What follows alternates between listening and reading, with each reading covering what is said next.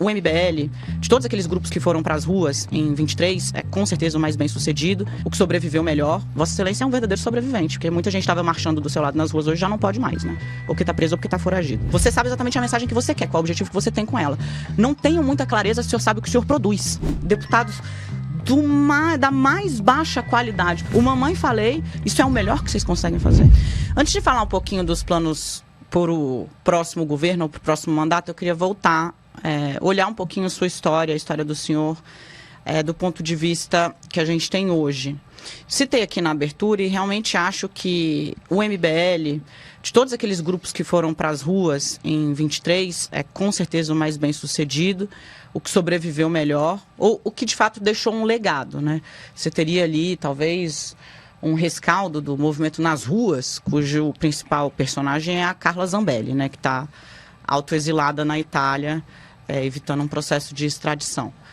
Dito isso, a fórmula que notabilizou o MBL lá atrás, ela de certa forma foi apropriada por uma direita que sucedeu o grupo. Não dá para dizer exatamente que a comunicação que o MBL e o Missão exerce é uma comunicação soft, mas conseguiram pegar o que vocês inauguraram enquanto discurso que chama a atenção, prende a atenção, a tal da economia da atenção, especialmente na internet, e elasticizar isso para lugares que realmente resvalam até para a prática e cometimento de crimes. Então, desse ponto de vista, Vossa Excelência é um verdadeiro sobrevivente, porque muita gente estava marchando do seu lado nas ruas hoje, já não pode mais, né? Ou porque está preso ou porque está foragido. Como é que foi que vocês acompanharam esse processo? E, de novo, né, hoje vocês fazem um caminho alternativo mesmo. Em que momento ficou claro que era preciso fazer esse caminho alternativo e se Vossa Excelência acha que tem volta para esse tom que hoje domina a política e muito o parlamento? Bom, a Câmara, assim, já vi dias bem melhores do que os que a gente tem hoje. Olha, primeiro eu acho que os bolsonaristas, eles mimetizaram, né, a nossa forma de comunicação, mas não tiveram e não teriam e não têm a capacidade de copiar o nosso conteúdo, que é aquilo que dá razão à forma, né? Eles utilizaram a gente brinca dentro do MBL do tripé do meme, né? Primeiro é a curadoria de notícia, qual o tipo de notícia que o seu público quer consumir, o que interessa ao seu público. Depois, qual que é a sua visão, né, ideológica, né? Qual que é o recorte de visão de mundo que você quer passar utilizando aquela notícia como base. E terceiro, uma piada, alguma coisa de entretenimento, alguma coisa que ajude a engajar. Como você bem colocou na economia de atenção, a política está disputando espaço com um vídeo de um gatinho fofo, né? Então, é preciso ter alguma coisa para chamar. Copiaram essa nossa fórmula para o bolsonarismo. E isso se transformou numa coisa ao longo do tempo cada vez mais tosca e sem o conteúdo que a gente tem para defender, que, mais uma vez, repito, é o que dá sentido à forma. A forma é para ser um meio, né? De você alcançar o poder e implementar suas ideias. Mas às vezes a forma, desculpa interromper, a forma às vezes não pode atrapalhar o conteúdo, porque vocês são craques realmente nessa economia de atenção, né? Muitas vezes por polêmicas, por frases fortes, até xingamentos, né? Muitas vezes são usados palavrões de vez em quando. Isso prende a atenção, realmente isso fideliza uma base, mas isso às vezes não cobra um preço em termos de credibilidade, porque às vezes a pessoa vê você, o senhor, ou o Renan, ou alguém do MBL/Missão num vídeo falando alguma coisa e tratar esses moleques, não tem condição nenhuma de gerir coisa nenhuma, quanto mais um país. Quer dizer, essa coisa da forma e do conteúdo, às vezes a forma não atrapalha o conteúdo? Eu não acho, primeiro porque, só para, digamos assim, fazer uma observação em relação ao pressuposto da sua pergunta, quando o Renan fala um palavrão, não é cálculo, tá? Não é porque ele acha que é a forma que ajuda a prender mais a atenção, é genuíno, não é? É a maneira dele mesmo que ele, enfim, aquilo sobe, ferve o sangue dele em determinado assunto e ele fala um palavrão. Então, agora, como presidente fazer isso seria muito ruim, né? Imagina um presidente da República agindo assim. Só para separar um pouco. Eu não acho de todo ruim, tá, Zanini? Porque a autenticidade é uma coisa que as pessoas buscam também. A transparência em relação a quem você é, ao que você pensa, aquilo que você está sentindo, até os seus defeitos, até os seus sentimentos que, digamos assim, geralmente uma pessoa pública represaria, esconderia. Eu acho que há sim uma demanda, digamos assim, para um presidente ou para uma pessoa pública que se mostra mais humana, que mostra que tem sentimentos que muitas vezes não são convenientes do ponto de vista de comunicação. Bolsonaro, Lula, os grandes líderes todos eles têm expressam esse sentimento viés. De toda maneira, né? E eu não acho também que diminua a credibilidade, mesmo porque acho que uma coisa que ficou muito claro para mim nesses últimos anos é que respeito e credibilidade na política só vem com força, só vem com tamanho, né? A imprensa só te dá cobertura a partir do momento que você tem relevância. O mercado só te leva a sério a partir do momento que você tem poder para transformar a realidade ou tem algum poder de decisão. E o tamanho, né? Você precisa considerar que nós sempre lutamos uma guerra assimétrica, né? Nós nunca tivemos à disposição tanto canhão, os holofotes da imprensa que, por exemplo, a Dilma tinha, sendo presidente da República, né? Nem o dinheiro, nem os ministérios, nem os cargos que os nossos adversários sempre tiveram e ainda têm. Sempre foi uma guerrilha. Sempre foi uma atividade de guerrilha, né? A gente sempre teve numa batalha assimétrica em que, dentro das redes sociais, que apesar de hoje, acho que ser majoritário na população o uso, ainda assim não é tão grande a ponto de alcançar 100%, então a gente já está num universo limitado. Dentro desse universo limitado, a gente ainda está disputando espaço com quem tem mais dinheiro, com quem tem mais cargo, com quem tem mais espaço do que a gente. Então, nós precisamos ter uma fórmula que, digamos assim, quebre essa formação, da mesma maneira que... Agora, em termos de contribuição... Só para fechar, Dani... Da mesma maneira como o Dario tinha um exército que era o dobro do exército do Alexandre na Batalha de Gaugamela, a gente está indo no formato de Queen ali para tentar quebrar a formação. Agora, em termos de contribuição para a qualidade do debate público, porque eu, sinceramente, me entristece. Eu cobri o MBL primeiro na rua, depois acampando na frente do Congresso Nacional, vi a participação, a importância que vocês tiveram no impeachment, sei da capacidade intelectual de cada um de vocês. Sinceramente, me entristece quando o senhor, que é uma pessoa... Depois vamos mostrar o livro, né? O livro amarelo que ele trouxe aqui, o programa de governo, que eu brinquei que era a Bíblia do MBL. Me entristece um tanto, porque quando eu vejo uma pessoa que tem a capacidade intelectual que o senhor tem, a capacidade de produção intelectual que o senhor tem, com 18 anos, 19 anos, começou a escrever artigos, inclusive, no jornal mais reputado do país, que é a Folha de São Paulo. Ajudou a pagar meu aluguel, inclusive, obrigado à Folha de São Paulo. De lá para cá, virou uma espécie de referência para uma ala.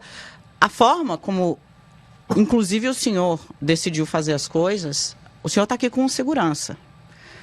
Os alvos do senhor, muitas vezes, não tem. O que resta de caldo, você sabe exatamente a mensagem que você quer, qual é o objetivo que você tem com ela. Não tenho muita clareza se o senhor sabe o que o senhor produz com isso. Qual é o tipo de resultado na vida prática das pessoas que são alvos. E eu nem estou falando especificamente aqui de mim, eu posso elencar vários. Exemplo. E esse aqui é uma figura pública, tá? Que foi muito importante para o MBL. Ajudou a botar o MBL de pé pelos acertos e pelos erros. Renan Santos chama Sérgio Moro de rato, fraco e derrotado. Depois o Moro decidiu não ir ao debate, teve de fechar as redes sociais. De novo, em termos de contribuição para a qualidade do debate, o senhor acha que o senhor dá a melhor contribuição possível?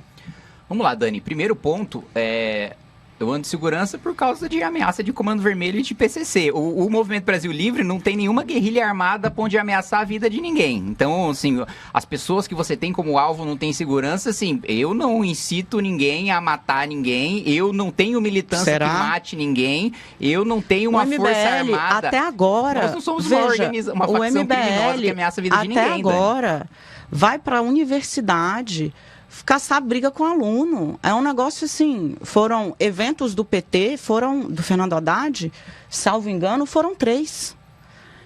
Que os militantes do MBL foram até lá, tem uma troca de provocações, os ânimos escalam, um dia vai dar merda, falando português muito claro, um dia vai dar merda.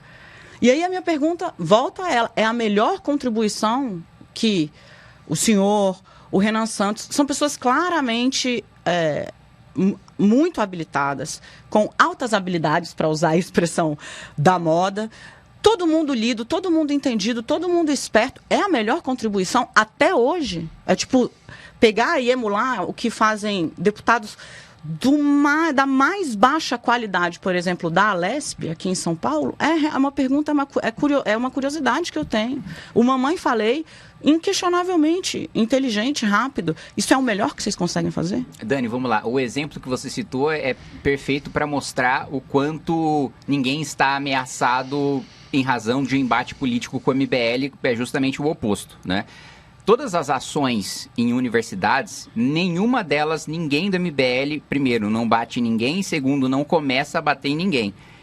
Sempre sai atacado, sempre sai agredido. E a nossa diretriz há 12 anos sempre foi, não, obviamente, não começar a agressão, mas segundo, se agredido, não revidar. Mesmo porque você falou sobre o acampamento pelo impeachment em frente ao Congresso Nacional, eu estive nesse acampamento. E eu me lembro de quando o Cibá Machado era líder do governo, falou, vou expulsar esses vagabundos daqui, eu vou pro pau com vocês. Cibá Machado era deputado pelo PT. Isso. No outro dia, veio o MTST, né, e tacou pau, pedra, jogou rojão em cima da gente, e nós ficamos de costas, né, e mais uma vez, a nossa diretriz sempre foi essa. Por quê? Porque nós sabíamos que se a gente reagisse, a imprensa muito provavelmente colocaria a gente como agressor. E aí, nós estávamos de costas, nós só apanhamos, quebraram a costela de um militante nosso. No outro dia, a capa dos jornais era confronto. Mas que confronto? Confronto pressupõe dois lados brigando. A gente sempre apanhou. E apanhou quieto ainda. Então, Dani, você me desculpa, mas não existe nenhuma ação nossa que tenha ameaçado a vida de ninguém. Mas chamar de rato, chamar o Moro de rato... Não é um pouco excessivo para alguém que quer ser presidente da República? Não. Ele é um senador da República, né? O senador da República não pode ser rato? Vamos lá. É a impressão que o senhor tem dele hoje? Eu tenho muita curiosidade de saber, porque o Sérgio Moro, de novo, né? Impossível dizer que a direita que está aí, em todas as suas vertentes, e eu já fiz questão de separar aqui o MBL e o Missão, farei quantas vezes for necessário, seja pela, de novo, né, a qualidade intelectual, seja pela diferença sutil, eu diria, na forma. Mas ele foi um motor para essa direita. Há uma decepção com o que se tornou. Eu, sinceramente, não consigo entender como vejo a trajetória, uma trajetória muito acidentada, né? De todo poderoso para alguém que saiu desafiando o governo Bolsonaro e agora está lá ao lado, inclusive, defendendo o Flávio Bolsonaro de acusações que vocês, inclusive, cobram investigação. Qual é o juízo de valor que você faz desse personagem hoje? Então, é exatamente esse ponto que eu coloco.